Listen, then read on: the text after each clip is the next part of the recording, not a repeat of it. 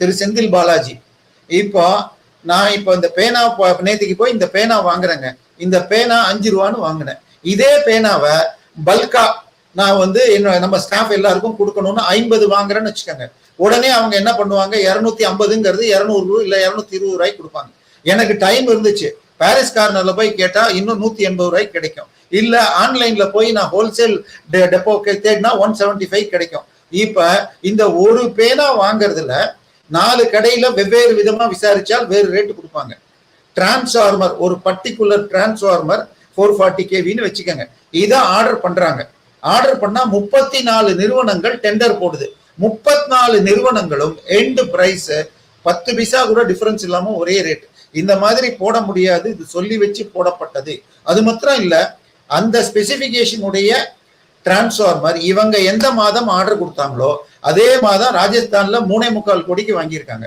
இவங்களுக்கு 33 கம்பெனியும் போட்ட ரேட்டு 7 லட்சம். அவங்க 3.80 வாங்கினது, இவங்க 7.40 கொடுத்தத 36 பேர்த்தையும் பேசி 6.80 வாங்கினாங்களாம். 3.80 அங்க வாங்கினத இங்க குறைச்சு 6.80 வாங்கினதாக டெண்டர். இதுல பல கோடி ரூபாய் ஊழல்.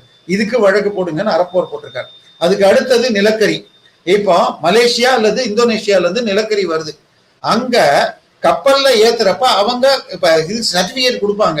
நாங்க ஏத்துற நிலக்கரி 6000 கிலோ கேலரி இல்ல 4000 கிலோ கேலரின்னு.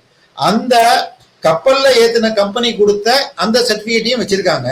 ஆனால் இங்க பில்லு கொடுக்குறப்ப வேற ஒரு சர்டிபிகேட்டை வச்சு அதிக கிலோ கேலரி இருக்கா மாதிரி கொடுத்து பல கோடி ரூபாய் ஊழல் நடந்திருக்குன்னு ப்ரூஃபோட இவங்க கொடுத்திருக்காங்க அறப்போர் இயக்கம்.